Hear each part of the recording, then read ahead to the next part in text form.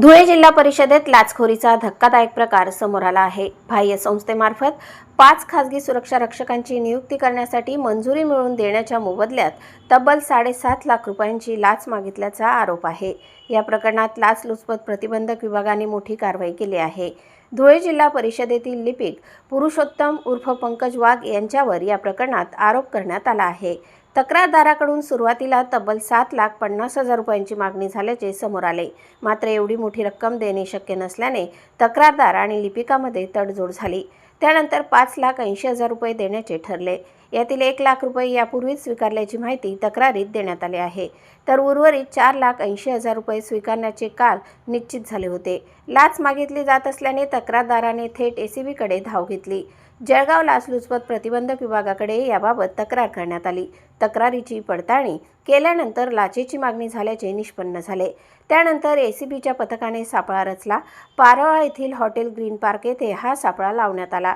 सायंकाळी सुमारे 5 ते 6 वाजेच्या दरम्यान कारवाई करण्यात आली। लिपिक पंकज वाघ यांच्या सांगण्यावरून लाचेची रक्कम स्वीकारण्यासाठी खासगी पंटर आला। बारकू पाटील हा 4,80,000 रुपये स्वीकारताना एसीबीच्या जाळ्यात अडकला। एसीबीच्या पथकाने त्याला रंगेहात ताब्यात घेतले। या कारवाईनंतर जिल्हा परिषद वर्तुळात मोठी खळबळ उडाली आहे। लाच स्वीकारण्यासाठी मध्यस्थाचा वापर केल्याचा आरोप या प्रकरणात करण्यात आला आहे। मध्यस्थाला ताब्यात घेतल्यानंतर एसीबीने तपासाला वेग दिला।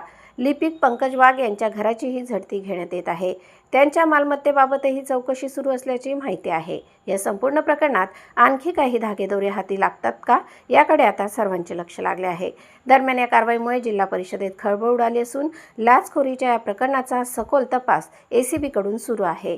नाशिक परिक्षेत्रातील वरिष्ठ अधिकाऱ्यांच्या मार्गदर्शनाखाली ही कारवाई करण्यात आली।